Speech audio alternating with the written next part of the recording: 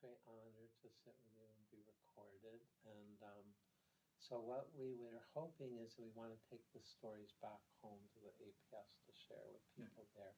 And so maybe you could just start off by telling us the story of the wampum and the history and you know what you were thinking by giving it as a gift to the APS.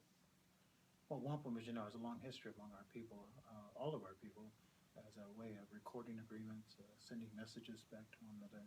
And so it's a very important part of Haudenosaunee culture because it represents a living memory. And we kind of believe the wampum beads actually capture the words spoken to it. And so for generations we use these bells. So when we knew we were going to make an agreement with the American Philosophical Society, we wanted to pick a design that would symbolize that agreement. And I knew of this original belt was down in Philadelphia, so I thought it would be appropriate to take a look at that. It's a covenant chain belt. This square at either end represents the two parties that are making an agreement. The pathway that connects them represents a commitment to have open, honest communications between us, safe passage as we go from your fire or your home to our fire, our home here.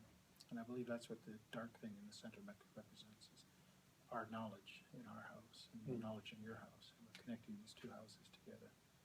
The other thing I like about the design is that the center strip goes off either end. So your house is connected to other archives and other universities. Our house is then connected to all the Haudenosaunee communities and I dare say the other indigenous communities. So to me it really is a great symbol of unity, of a commitment towards one another. And like the old covenant chain idea, we have to make sure that path is always clear. If things begin to interrupt it, we would polish that chain or knock that dust off the wampum belt, which means that we won't let anything stand in the way of us having an ongoing friendship. And you were telling me earlier about the symbol of the beaver tail? In one wampum belt where there's a rectangle in the center, a purple rectangle, they say it represents a beaver tail, that we're supposed to gather together from a common dish and eat this beaver tail, which is one of the most nutritious foods that we can get. And what it really symbolizes is that we're not going to fight over what nature provides for us. So we're going to share the land, share the bounty of the land, and that we gather together around that. In so many ways, Sir William Johnson in the old days said, I'm going to create a dish in my fort. So when you come to my fort, we're going to take care of you. And that same concept was there when the Founding Fathers gathered in Philadelphia. So we're going to create a dish here for the native delegates that come, because you know, many came there, which meant we'll take care of you while we're here. And this is why you'll notice in a lot of treaties it always references to hunting lands will still always remain open. Even if we gave a concession of land, we always reserve the right to hunt there. Well, it doesn't mean I can come to downtown Philadelphia hunting, but it does mean that when I come down there, I expect to be fed from the dish. And does the belt, you were telling us earlier, the belt relates to a safe passage? This original belt was made between, I think, the Oneidas and the Mohegans, and it was about this Protestant missionary.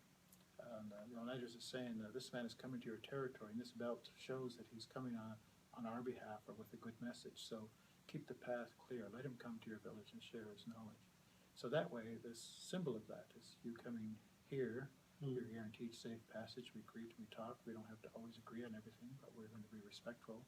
And when I travel down to your territory, we do the same thing. So think of that as that pathway that connects the American Philosophical Society to Six Nations Polytechnic. And we're going to renew and strengthen that path. The more that we do together, the more programs that we do, the more cooperative relationships we have, that path becomes very strong.